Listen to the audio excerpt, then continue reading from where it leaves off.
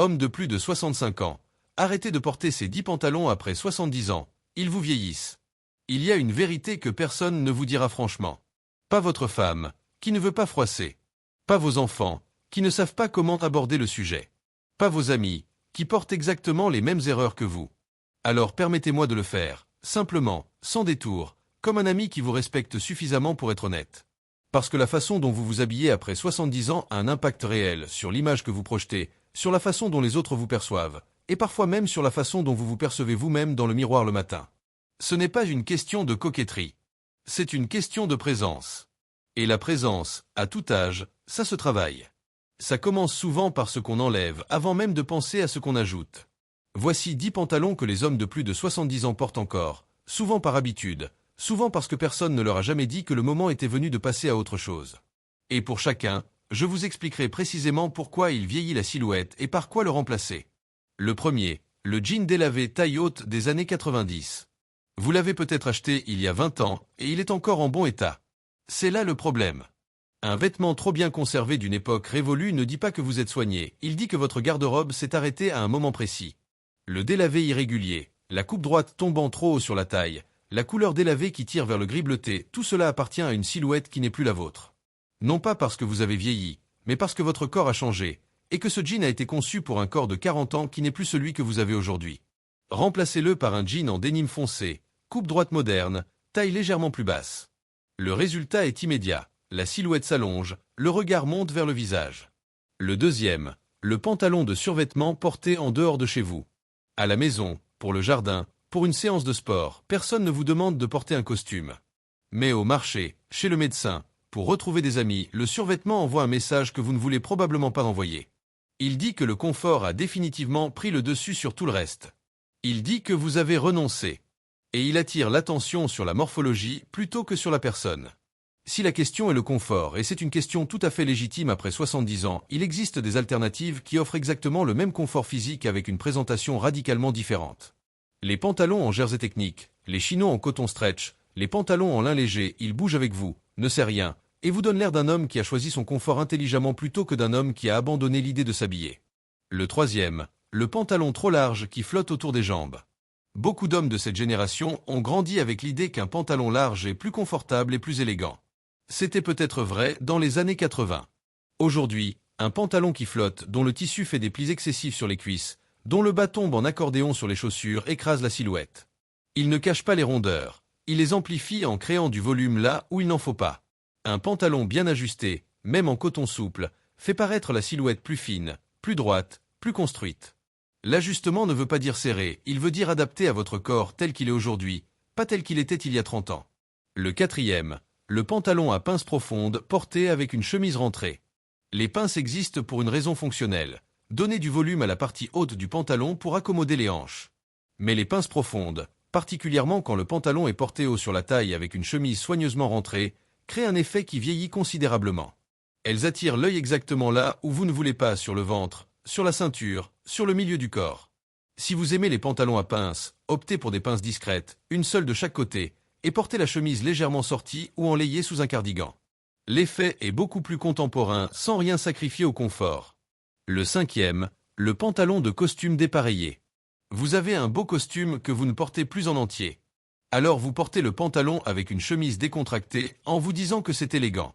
Le problème est que le tissu d'un pantalon de costume, généralement un lainage fin, avec une légère brillance selon la qualité, ne se marie pas naturellement avec une chemise en coton ou un polo.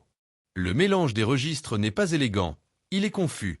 Si vous voulez porter un beau tissu en semaine sans l'apparat d'un costume complet, investissez dans un pantalon de ville en tissu noble, flanelle grise, sergé bleu marine, conçu pour être porté séparé. Ce n'est pas la même chose que le bas d'un costume, et ça se voit. Le sixième, le short cargo aux genoux. En vacances, à la plage, dans le jardin par grande chaleur, le short est une évidence. Mais le short cargo, avec ses poches plaquées sur les cuisses, ses sangles, son tissu épais qui descend jusqu'aux genoux, est particulièrement défavorable après 70 ans. Il coupe la jambe au mauvais endroit, alourdit la silhouette et appartient visuellement à un univers, celui du randonnée fonctionnel ou du camping, qui ne correspond pas à la plupart des situations de la vie quotidienne. Pour la chaleur, un pantalon en lin léger à la cheville fait moins chaud que vous ne le pensez, souffle mieux et change complètement la lecture que les autres ont de votre silhouette. Le septième, Le pantalon de velours côtelé trop foncé avec des chaussures de ville noire. Le velours côtelé est un tissu magnifique, chaud, avec du caractère. Mais le velours côtelé très foncé, bordeaux profond, vert bouteille, brun presque noir, porté avec des chaussures de ville noire crée un bloc de couleur sombre du genou au pied qui écrase et raccourcit la silhouette. Si vous aimez le velours côtelé, portez-le dans des tons plus moyens, le camel, le gris chaud, le tabac et associez-le à des chaussures dans des tons proches du pantalon ou légèrement plus clairs. Le résultat est infiniment plus léger et plus élégant. Le 8e, le pantalon de lin froissé porté tel quel. Le lin froisse. C'est sa nature, c'est même une partie de son charme. Mais il y a un froissé acceptable, celui qui arrive naturellement au cours d'une journée, et un froissé qui dit que le pantalon n'a pas été repassé depuis plusieurs semaines. Ce deuxième froissé ne fait pas bohème ou décontracté. Il fait négliger. Et la négligence, passé un certain âge, est interprétée différemment qu'à 30 ans. À 30 ans, le froissé peut être une attitude. À 70 ans, il est souvent perçu comme un manque d'attention à soi. Repassez votre lin légèrement, pas au pli militaire, ou choisissez les mélanges lin-coton qui froissent moins. C'est un détail qui change tout. Le 9e, le pantalon à motif trop chargé. Carreaux larges, rayures épaisses, motifs géométriques contrastés, ces pantalons demandent une maîtrise des codes vestimentaires que même beaucoup de stylistes professionnels n'ont pas complètement. Le motif chargé attire l'œil sur le bas du corps, crée du volume visuel, et complique énormément l'association avec le reste de la tenue. Pour un homme de 70 ans qui veut paraître soigné sans effort excessif, le pantalon uni ou à motif très discret, un micro-carreau, un léger fil de couleur est toujours le choix le plus juste. L'élégance à cet âge n'est pas dans la complexité. Elle est dans la justesse. Le 10e, le pantalon qui ne correspond plus à votre morphologie actuelle. C'est peut-être le plus important, et le plus difficile à accepter. Le corps change. Les hanches s'élargissent, la taille s'épaissit, les jambes changent de volume. Un pantalon acheté il y a 10 ans, même s'il est objectivement beau, même s'il a coûté cher, même s'il vous allait parfaitement à l'époque, s'il ne correspond plus à votre corps aujourd'hui, il ne vous rend pas service. Il tire, il bombe, il fait des faux plis là où il ne devrait pas. Et aucune qualité de tissu, aucune marque, aucun souvenir attaché à ce vêtement ne peut compenser cet écart entre la coupe et la réalité. Faire retoucher vos pantalons préférés par un bon tailleur coûte 30 à 50 € par pièce et transforme complètement le résultat.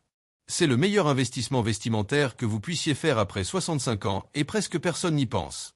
Il y a une chose que tous ces conseils ont en commun, et c'est important de le dire clairement. Il ne s'agit pas de vous demander de vous habiller comme un homme de 40 ans. Ce serait aussi une erreur, différente, mais une erreur quand même. Il s'agit de vous habiller comme l'homme que vous êtes aujourd'hui, avec l'expérience, la clarté et la liberté que l'âge donne, quand on accepte de regarder les choses en face. Un homme bien habillé à 70 ans n'imite personne. Il a trouvé son registre, il connaît ce qui lui va, il sait ce qu'il veut projeter. Et cela se voit immédiatement dans la façon dont il entre dans une pièce, dans la façon dont les autres lui parlent, dans la façon dont il se tient. Ce n'est pas de la vanité. C'est du respect de soi. Et le respect de soi n'a pas d'âge. Si cette vidéo vous a été utile ou si vous pensez à quelqu'un dans votre entourage à qui elle pourrait l'être, partagez-la. Parfois, la meilleure chose qu'un ami puisse faire pour un autre, c'est de lui dire ce que personne d'autre n'ose dire.